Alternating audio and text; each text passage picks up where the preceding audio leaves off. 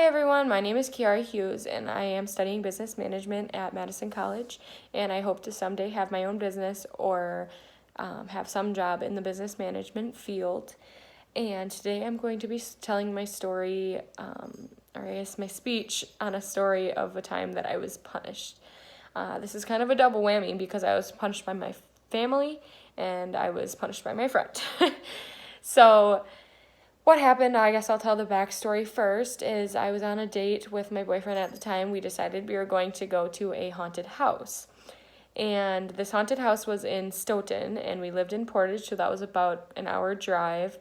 And we went through the haunted house, and then we were on our way back, and this was probably 11:30 or so, and it was dark out, obviously, and I was just driving by the DeForest exit under the bridge, and my headlights weren't that good at night. I guess that makes sense, but unless they were my brights.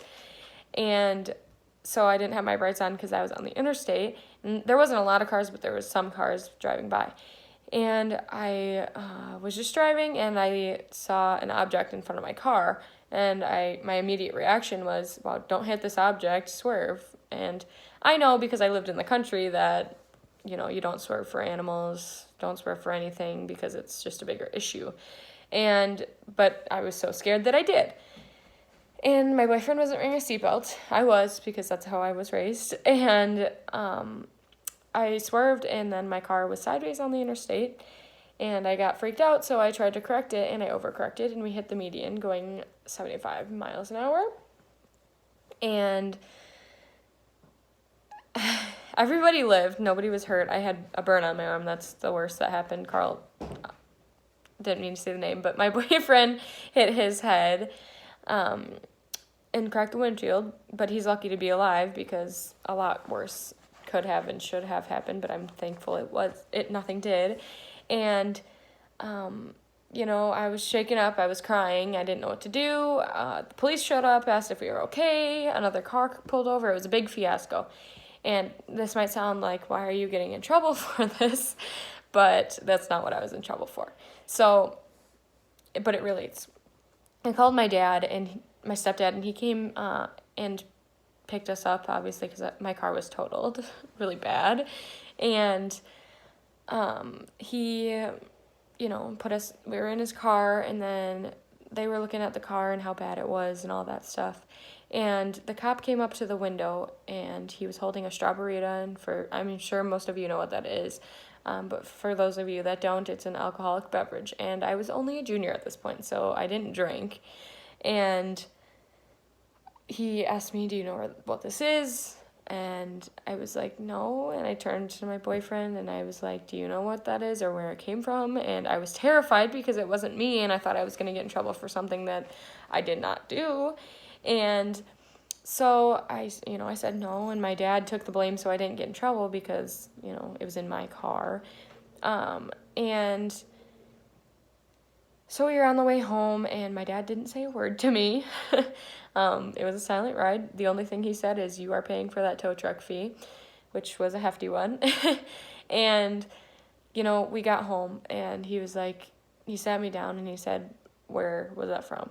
And, I was like, I really don't know because it wasn't mine. And I don't know if it was somebody that was in my car at some point, just, dropped it because it was only one can. And, I mean, of course they didn't believe it. They thought it was mine, and I was a junior, and I was doing bad things, which I wasn't.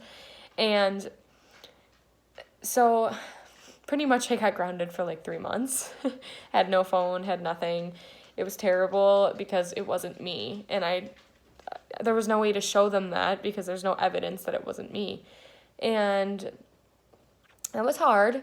So I got punished by them, and then probably a week into it, I was like, okay, it was my friend Melissa's. I wasn't drinking them. She was, and she forgot it. And that's just a name that, it's not actually her name, but for privacy, I'm using that name. And, I blamed it on her, and I thought they would just, let me off the hook and be like, okay, you're not allowed to hang out with her anymore. And that's not what happened. My mom went to the extreme, and she decided she was going to text Melissa's mom, and ever since then, I was never allowed back at Melissa's house. And Melissa was not friends with me anymore because I blamed her. I apologized. I told her it was mine. Not mine, but I told Melissa that it wasn't her fault, and I told her mom that it wasn't Melissa's, and just kind of lived with the consequences, even though it wasn't mine. It was just a big confusion. And so whatever, I pretty much got punished by my parents, and I also got punished by my friend Melissa and her family as well. And it's kind of better now that we're older, but I mean, I still feel terrible for it, and I live with the regret, even though, like I said, it wasn't mine, and there's nothing I could do about it besides tell the truth and not throw somebody else under the bus for a misunderstanding. And, I learned a lot from that. Obviously the accident, there was nothing I could do, but when something happens, you just need to trust, and you need to tell the truth and figure out what actually happened and where it actually came from. Figure out the sources of what happened before you assume anything. And that is my story about the time I was punished, and yes, I did learn from that. Don't lie to your parents and tell them it was somebody that it wasn't, because you will lose a friendship and also a place to go to when you are bored. I hope you guys enjoyed my speech. I will see you with the next speech I do. Thank you. Bye-bye.